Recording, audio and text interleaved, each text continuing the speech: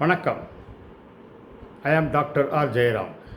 இன்று பொது வாழ்வில் இருக்கின்றவர்களுக்கும் அரசியல்வாதிகளுக்கும் நுண்ணறிவை அறிந்து வைத்துக்கொள்வது, உணர்ச்சி அறிவை வைத்துக்கொள்வது, அவற்றை எப்படி கையாள்வது, உணர்ச்சிகளை எப்படி கையாள்வது, உணர்ச்சிகளை எப்படி அடக்கி ஆள்வது என்பதை பற்றி சில வார்த்தைகள் கூறலாம் என்றிருக்கின்றேன். டாக்டர் டேனியல் கோல்மன் என்பவர் 1995 வெளியிட்ட தனது புத்தகத்தில் இதை பற்றி விரிவாக கூறியிருக்கின்றார். எமோஷனல் அவேர்னஸ் என்ற ஆவிரத்தில் கூறுகிறார்.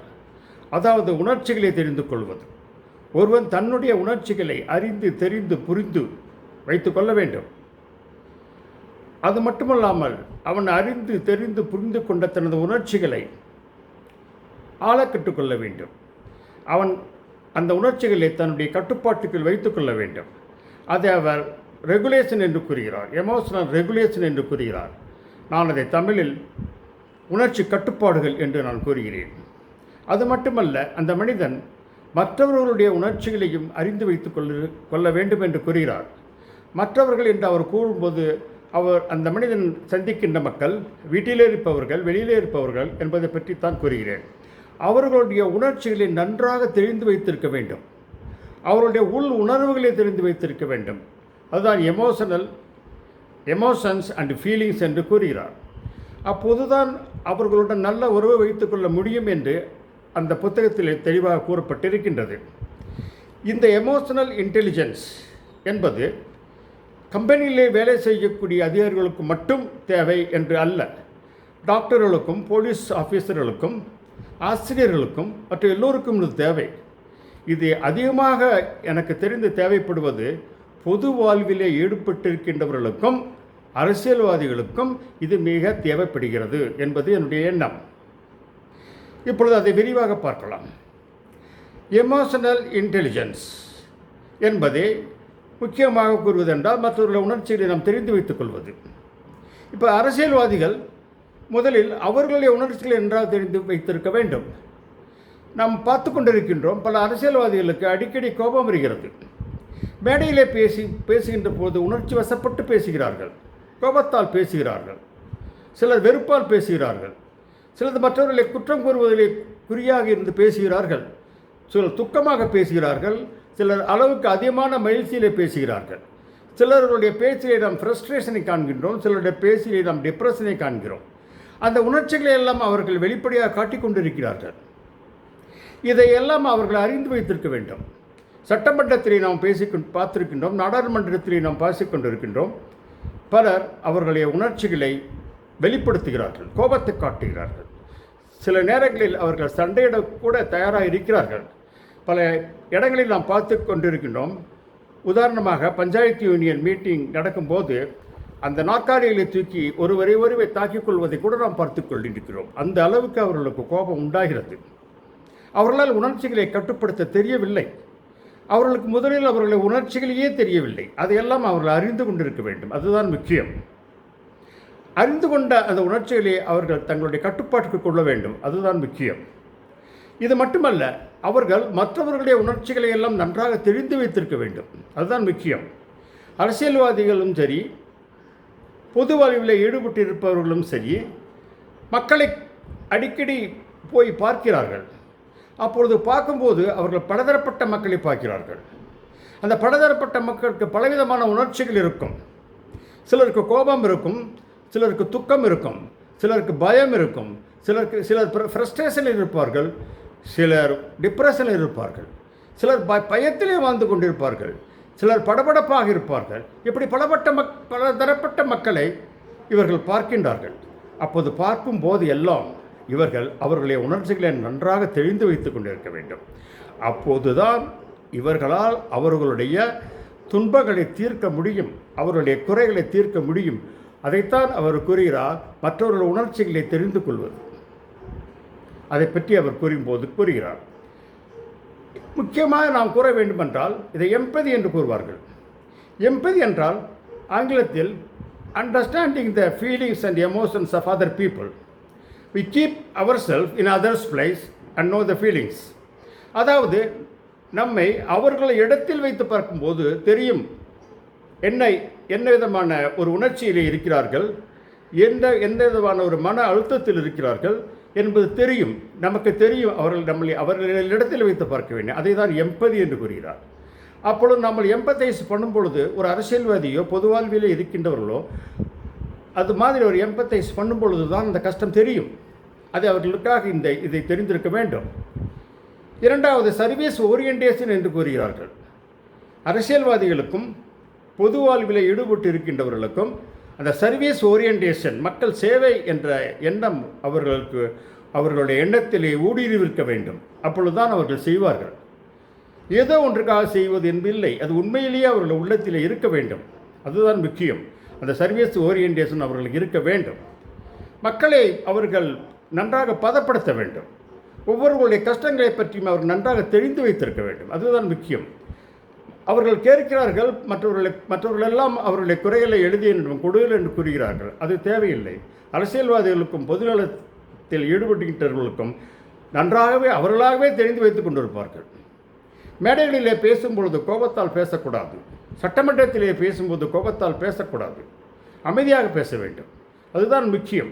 அந்த கம்யூனிகேஷன் என்பது, அதாவது பேசு திறன் என்பதை அவர்கள் வளர்த்து கொள்ள வேண்டும். ஐ கான்டாக்ட் என்று சொல்வார்கள். மக்களை போய் பார்க்கும் பொழுது அவர் கண்களால் பார்க்க வேண்டும். அவர்கள் மக்களிடம் பேசும்போது, ஒரு மேடையிலே இருந்து பேசும்போது கூட அவர்கள் மக்களை உற்று நோக்க வேண்டும். அப்பொழுது தெரியும் அங்கே எத்தனை முதியவர்கள் உட்கார்ந்திருக்கிறார்கள், எத்தனை சிறுவர்கள் உட்கார்ந்திருக்கிறார்கள், அவர்கள் எந்த உணர்ச்சி நிலையிலே இருக்கிறார்கள், எவ்வளவு கஷ்டப்பட்டு கொண்டு இருக்கிறார்கள் என்பதெல்லாம் அவர்களுக்கு தெரியும். உற்று பார்த்தால் தெரியும். அதுபோல் அதை ஐ கான்டாக்ட் என்று சொல்வார்கள், உற்று பார்க்க வேண்டும் என்று சொல்வார்கள். அதையெல்லாம் அவர்கள் செய்ய வேண்டும். அதுதான் எமோஷனல் இன்டெலிஜென்ட் என்று அந்த புத்தகத்தை எழுதிய ஆசிரியர் கூறுகிறார். அதற்கு மேலும் அவர் கூற வேண்டால் கம்யூனிகேஷன் என்றால் வெர்பல் கம்யூனிகேஷன் வெகு எளிதாக இருக்க வேண்டும். மற்றவர்களிடம் பேசும்போது எளிதாக பேச வேண்டும். ஏழ்மை மக்களை புரிந்து கொள்ளும் அளவிற்கு பேச வேண்டும். அந்த கம்யூனிகேஷனில், அந்த பேச்சு முறையிலே ஒரு அன்பு, பாசம் இருக்க வேண்டும். அதுதான் முக்கியம். ஏதோ என்பதற்காக பேசவில்லை, பாசத்தால் பேச வேண்டும். தந்தையிடம் பேசுவதை போல பேச வேண்டும். குழந்தைகளிடம் பேசுவதை போல் பேச வேண்டும். பெண்களிடம் பேசும்போது எப்படி பேச வேண்டும் என்று தெரிந்து வைத்துக் கொள்ள வேண்டும். இதை இன்னொரு அறிஞர் கூறுகிறார். எரிக் பர்ன் என்பவர் சொல்கிறார், மக்கள் எல்லாம் ஒரு பசியில் இருப்பார்கள். அதை ஸ்டிமுலேஷன் பசி என்று சொல்வார்கள், அல்லது ரெகக்னேஷன் பசி என்று சொல்வார்கள். ஆகவே ஒருவரை பற்றி பேசும்பொழுது, ஒரு முதியவரை பற்றி பேசும்போது அவருடைய தொட்டு பேசலாம், அவர் கையை பிடித்து பேசலாம், அத்தால் இங்கே கையை வைத்து பேசலாம், தலையிலே கை வைத்து பேசலாம். அப்பொழுது அந்த முதியவருக்கு ஒரு ஆறுதலாக இருக்கும். குழந்தைகளிடம் பேசும்போது குழந்தைகளை பார்த்து பேச வேண்டும். நமது பேசும்பொழுது நம்முடைய முகத்திலே மகிழ்ச்சி இருக்க வேண்டும். நமது முகத்திலே துக்கம் இருக்கக்கூடாது. நமது முகத்திலே ஏமாற்றம் இருக்கக்கூடாது. இதையெல்லாம் இந்த அரசியல்வாதிகளும் பொது சமூக சேவைகளில் ஈடுபட்டிருப்பவர்கள் நன்றாக தெரிந்து வைத்திருக்க வேண்டும். இதைத்தான் அந்த புத்தகத்தில் அவர் தெளிவாக கூறியிருக்கின்றார். இரண்டாவது, கான்ஃப்ளிக்ட் மேனேஜ்மெண்ட் என்று கூறுவார்கள். மக்களிடையே சில கான்ஃப்ளிக்ட் இருக்கும், ஏற்றத்தாழ்வுகள் இருக்கும், அவர்களுக்குள்ள சில வேற்றுமைகள் இருக்கும். அதையெல்லாம் இந்த அரசியல்வாதிகள் தீர்த்து வைக்கலாம். ஒரு பொதுவான ஒருவர் வேண்டும். இதை கட்ட பஞ்சாயத்து என்று நான் கூற மாட்டேன், அது வேறு விதம். அந்த ஊரிலே போய் ஒரு தந்தையைப் போல், ஒரு பெரிய மனிதரைப் போல் அங்குள்ள மக்களிடையே இருக்கின்ற வேற்றுமைகளை நீக்கி, மன வேற்றுமைகளை நீக்கி, மல குமரர்களை நீக்கி, அண்ணன் தம்பிக்குள்ள தகராறுகளை நீக்கி, தகப்பனுக்கும் மகனுக்கும் உள்ள ஒரு வேற்றுமையை கூட நீக்கி அவர்களை ஒன்றாக வாழ வைக்கலாம். இதுதான் சமூக சேவை. இதை அரசியல்வாதிகள் செய்யலாம், அமைதியாக செய்யலாம். இதற்கெல்லாம் என்ன வேண்டுமென்றால் அவர்களுடைய உணர்ச்சிகளை முதலில் நன்றாக தெரிந்து வைத்துக் கொள்ள வேண்டும். இரண்டாவது, அவர்களுடைய உணர்ச்சிகளை அவர் நன்றாக ஆழ்மை செய்ய கற்றுக்கொள்ள வேண்டும். அடிக்கடி இதைத்தான் அவர் கூறுகிறார். ஒரு எமோஷனல் ஹைஜாக் என்று கூறுகிறார் அந்த ஆசிரியர் அந்த புத்தகத்தில். ஒருவர் தன்னுடைய எமோஷனை நன்றாக கண்ட்ரோல் பண்ண முடியாமல், ரெகுலேட் பண்ண முடியாமல், கட்டுப்படுத்த முடியாமல் இருந்தால் அவர் கோபத்திலே ஈடுபட்டு விடுகிறார். அப்பொழுதுதான் அது எமோஷனல் ஹைஜாக் என்று ஏற்படுகிறது. எமோஷனல் ஹைஜாக் என்றால் நம்மளது எமோஷனின் மூளை முந்திக்கொண்டு நம்முடைய திங்கிங் மூளை என்ற ஒரு மூளையை, தட் இஸ் ப்ரீஃப்ரண்ட் கார்டெக்ஸ் என்று கூறுவார்கள். அதுதான் திங்கிங் மூளை, டெசிஷன் எடுக்கும் மூளை. அந்த மூளையை முந்திக்கொண்டு இந்த எமோஷன் மூளை அமைக்கடா என்று சொல்லப்படுகின்றது. எமோஷன் மூளை ஒரு முடிவை எடுத்து விடும்பொழுது தான் அந்த எமோஷனல் டெசிஷனாக இருக்கிறது. நாம் சில சமயங்கள் கூறுகிறோம், அவர் உணர்ச்சி வசப்பட்டு விட்டார், அதிகமாக பேசிவிட்டார், நீங்கள் மன்னித்துக் கொள்ளுங்கள், நான் பார்த்துக் கொள்கிறேன் என்று. சில சமயம் அண்ணன் சொல்வார், தம்பியின் தம்பி அப்படி நடந்திருந்தால் இது மாதிரி குடும்பங்களில் நடந்திருப்பதை நாம் பார்த்து கொண்டிருக்கின்றோம். எனவே உணர்ச்சி வசப்பட்டு பேசுவதை அரசியல்வாதிகளும் சரி, சமூக சேவைகளில் ஈடுபட்டு இருக்கிறவர்களும் சரி தவிர்க்க வேண்டும். மக்களின் உணர்ச்சிகளை புரிந்து கொண்டிருக்க வேண்டும். அப்பொழுதுதான் அவருடைய கஷ்டங்கள் அவர்களுக்கு தெரியும். இதுதான் நான் கூறுவது. நான் ஒரு சிறிய கதையை கூறுகிறேன், நீங்கள் அதை நீங்கள் புரிந்து கொள்ளலாம். முற்காலத்தில் ஒரு அரசன் ஒருவன் இருந்தான். அவனுக்கு வயதாகிவிட்டது. அவனுடைய மகன் அந்த அரசை ஆள்வதற்கு தகுதியாக இருக்கிறான், அவரை அரசராக்குங்கள் என்று அங்கே உள்ள அமைச்சர்கள் எல்லாம் கூறினார்கள். அப்பொழுது அந்த அரசன் கூறினான், நான் என் மகனுக்கு ஒரு தேர்வு வைக்கிறேன், அந்த தேர்வில் அவன் பாஸ் பண்ணிவிட்டால் அவரை நான் அரசனாக்கிவிட்டு நான் ஓய்வு எடுத்துக்கொள்கிறேன் என்று கூறினார். எல்லோரும் சரி என்றார்கள். அவர் என்ன மகனிடம் கூறினார், உனக்கு ஒரு தேர்வு வைக்கப் போகிறேன். அவன் மகன் நினைத்தார், எல்லா தேர்விலும் நான் பாஸ் பண்ணிவிட வேண்டும், எனக்கு மல்யுத்தம் தெரியும், குதிரை ஓட்டம் தெரியும், சண்டை போட தெரியும், அது தெரியும், இது தெரியும் என்றாலும் அவர் கூறினார். ஆனால் அரசன் அவற்றையெல்லாம் அவர் தேர்வுக்கு எடுத்துக்கொள்ளவில்லை. அவரை ஒரு நாள் கூப்பிட்டு கூறினார், நீ காலை அதிகாலையில் 5 மணிக்கு அந்த மரத்துக்கடியில் போய் உட்கார்ந்துக்கொள். பகல் 12 வரையில் நீ அங்கேயே உட்கார்ந்திருக்க வேண்டும். நீ யாரிடமும் பேசக்கூடாது. நீ அங்கே உட்கார்ந்திருப்பது யாருக்கும் தெரியவும் கூடாது. நீ மறைவாக உட்கார்ந்துக்கொள். அப்படி உட்கார்ந்து கொண்டு உனக்கு என்னென்ன சத்தங்கள் உன் காதிலே விழுகின்றன என்பதை எழுதி கொண்டு வா என்று கூறினார். அந்த இளவரசனும் அது மாதிரி உட்கார்ந்து அவன் கேட்ட சத்தங்களெல்லாம் எழுதி வந்தார். மாடு கத்தியது, ஆடு கத்தியது, பறவைகள் சத்தமிட்டன, சேவர்கள் கூவின, ஒருவன் மரத்தை வெட்டினான், சத்தம் கேட்டது, உழவன் நிலத்தை உழுதான், அந்த சத்தம் கேட்டது, தண்ணியை பாய்ச்சினான், தண்ணி சலசலப்பு ஏற்பட்டு சத்தம் கேட்டது என்றெல்லாம் கூறினார். அன்று இரவு நடந்த பேட்டியில் அரசன் சொல்லிவிட்டார், நீ ஃபெயில் ஆகிவிட்டால் மீண்டும் போய் உட்கார்ந்து பார் என்று கூறினார். அடுத்த நாட்கள் வேறு சில சத்தங்களை எல்லாம் அவன் கேட்டதாக கூறினான். அவன் கூறினான், மக்கள் சண்டை போட்டுக் கொண்டிருந்தார்கள். அந்த சண்டையில் பட்ட வார்த்தைகள் இவை. ஒரு கணவன் மனைவியை அடித்தான், அந்த மனைவி அழுதால் அந்த சத்தம். ஒரு தகப்பன் தன் மகனை அடித்தான், அந்த சத்தம் கேட்டது என்றெல்லாம் கூறினார். இது மாதிரி பல விதமான சத்தங்களை அவர் கூறினான். அரசன் சொல்லிவிட்டான், மீண்டும் நீ தோல்வியடைந்து விட்டாய், 3வது நாளாக நீ போய் உட்கார்ந்து பார் என்று கூறினார். 3வது நாள், 4வது நாள், 5வது நாள் என்று போய்கொண்டே இருந்தது. ஒவ்வொரு நாளும் அரசன் கூறினான், நீ ஃபெயில் ஆகிவிட்டாய் என்று. கடைசியில் அந்த இளவரசன் பல அவருடைய அறிவை, தன்னுடைய கூர்மையை அமைதியாக்கி அவரை கவனித்து கொண்டு இருந்தான். அப்பொழுது அவனுக்கு சில சத்தங்கள் அதிசயமாக கேட்டன. அது என்னவென்றால், அவனுக்கு வறுமையிலே வாடினான். அந்த வறுமையிலே வாடுகிறவன் இரவில் லேசாக முணங்கினான். அவன் நினைக்கும் போது ஒரு சத்தம் ஏற்படுகிறது. அவனுடைய இதயம் துடிக்கும் பொழுது, கவலையினால் துடிக்கும் போது வேறு விதமாக துடிக்கும், அந்த சத்தம் கேட்டது. ஒரு முதியவர் தன்னுடைய வியாதி தாங்க மாட்டாமல் அவர் மனதால் கவலைப்பட்டு கொண்டிருந்தால், அந்த கவலை படும்போது ஒரு சத்தம் வருகிறது, அந்த சத்தம் கேட்டது. ஒரு பெண் தன் குழந்தைக்கு பால் கொடுக்க முடியவில்லையே, பால் வரவில்லையே, நான் சாப்பிட்டால் தானே குழந்தைக்கு பால் வரும், குழந்தை அழுகின்றதே, நான் என்ன செய்வேன் என்று மனதால் நினைத்து வருந்து கொண்டிருந்தால் அவர் வருத்தப்படுகின்ற சத்தம் கூட எனக்கு கேட்டது என்று அந்த இளவரசன் சென்று கூறினான். அப்பொழுதுதான் அந்த அரசன் கூறினார், இப்பொழுது நீ பாஸ் ஆகிவிட்டாய். ஏனென்றால் மக்களின் உள்ளத்தில் எழுகின்ற சத்தத்தை போல் நீ கேட்டுக்கொண்டிருக்கிறாய். அவர்கள் சத்தம் போட்டு பேசுவதை மட்டும் நீ கேட்டுக்கொண்டிருந்தால் எல்லோரும் போய் சத்தம் போட்டு பேசிக் கொள்வார்கள், எழுதி கொடுப்பார்கள். நீ சிலரால் அவர்களுடைய துக்கங்களை சொல்ல முடியாது. இது நாட்டிலே இருக்கிறது. சில ஏழை மக்கள், முதியவர்கள் வெளியில் பேச மாட்டார்கள். பேசுவதற்கு அவர்கள் சக்தி இல்லை. அவர்களை பேசினாலும் அவர்களை யாரும் கேட்கப் போவது இல்லை. அவர்களை வீட்டிலே குமரி கொண்டிருப்பார்கள். இதையெல்லாம் ஒரு அரசன் தெரிந்து வைத்திருக்க வேண்டும் என்று அவர் கூறினார். அதை போன்றுதான் நான் கூறுகிறேன்.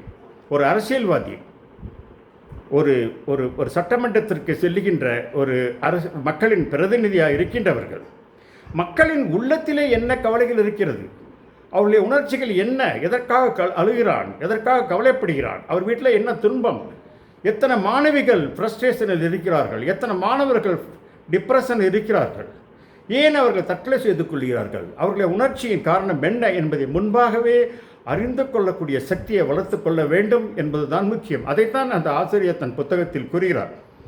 அவர் கம்பெனியில் நடக்கக்கூடிய நடப்புகளை கூறினார்.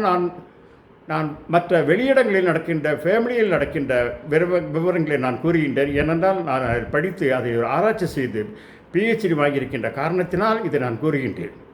இதெல்லாம் நாம் அரசியல்வாதத்தை ஏன் கூறுகின்றேன் என்றால், இப்பொழுது தேர்தல்கள் வரப்போகிறது.